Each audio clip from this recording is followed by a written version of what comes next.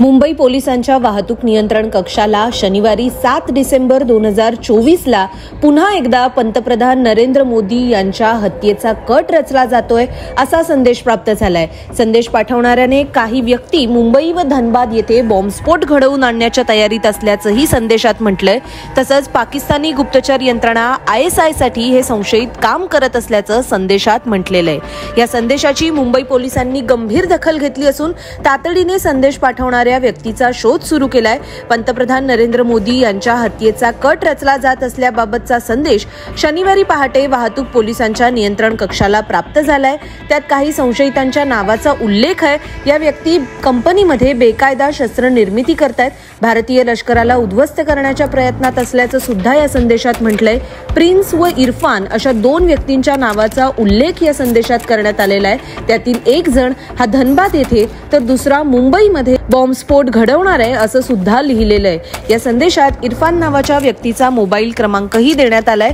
हा संदेश प्राप्त झाल्यानंतर मुंबई पोलीस आता याबाबत माहिती देणाऱ्या संदेश पाठवणाऱ्या मोबाईल क्रमांकाच्या माध्यमातून या व्यक्तीचा शोध घेत आहेत। संदेश देणाऱ्याची माहिती मिळाली असून त्याने या व्यक्तींना अडकवण्याच्या हेतूने हा प्रकार केल्याचा संशय पोलिसांना आहे।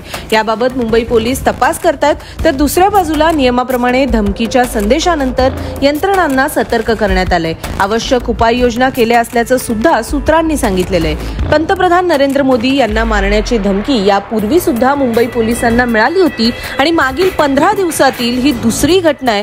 त्यामुळे आता यंत्रणा अधिक सतर्क झालेल्या आहेत। यापूर्वी मुंबई पोलिसांच्या मुख्य नियंत्रण कक्षात एका महिलेने दूरध्वनी करून पंतप्रधान नरेंद्र मोदी यांना मारण्याची तयारी सुरू असल्याचं सांगितलं होतं।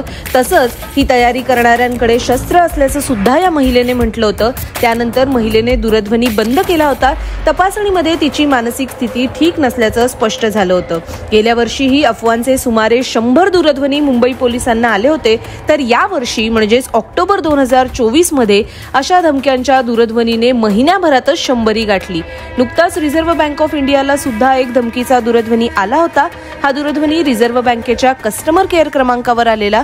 फोनवर असलेल्या व्यक्तीने स्वतःला लष्कर-ए-तोयबाचा मुख्य अधिकारी कार्यकारी असल्याचं म्हटलं होतं, तर अभिनेता सलमान खान व शाहरुख खान यांना सुद्धा मागील काही काळामध्ये लॉरेन्स बिश्नोई गँगच्या नावाने अनेकदा धमकीचे संदेश व दूरध्वनी आलेले आहेत। याशिवाय उत्तर प्रदेशचे मुख्यमंत्री योगी आदित्यनाथ यांनाही मारण्याची धमकी देणारा संदेश पोलिसांना प्राप्त झाला होता। दरम्यान पंतप्रधान नरेंद्र मोदी यांच्या नावाने दुसऱ्यांदा धमकीचा फोन आल्याने आता मुंबईमध्ये पोलीस यंत्रणा